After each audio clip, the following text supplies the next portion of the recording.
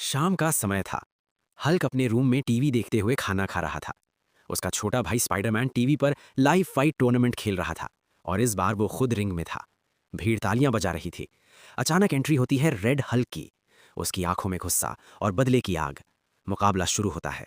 Spiderman अपनी speed से वार करता है, जाल फेंकता है, लेकिन रेड हल्क उसे पकड़ लेता है और इतनी जोर से जमीन पर पटकता है कि पूरा स्टेडियम हिल जाता है। स्क्रीन पर सन्नाटा। स्पाइडरमैन बेहोश होकर गिर जाता है। हल्क के हाथ से थाली गिर जाती है।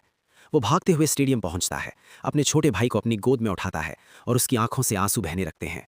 वो आसमान की तरफ देखकर दहाड़ता है, मैं कसम खाता हूं, ये दर्द मैं ताकत में बदलूंगा।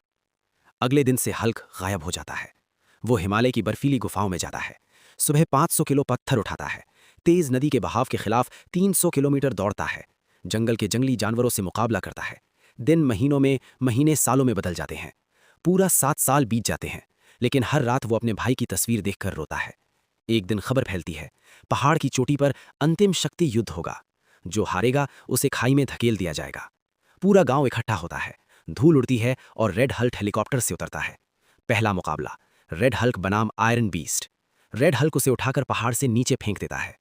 तभी भीड़ में से भारी आवाज आती है, अब तेरी बारी खत्म। हल्क धीरे धीरे आगे बढ़ता है। भीड़ चिल्लाती है, हल्क हल्क हल्क। लड़ाई शुरू होती है। रेड हल्क पहले वार में हल्क को चट्टान से भिड़ा देता है। हल्क जमीन पर गिर जाता है। उसी पल उसे अपने भाई की हंसी याद आती है।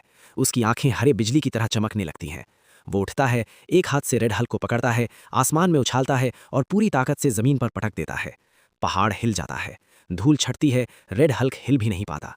भीड़ सन्न रह जाती है। हल्क आसमान की ओर देखकर कहता है, भाई बदला पूरा हुआ, लेकिन तुम्हारी कमी कभी पूरी नहीं होगी।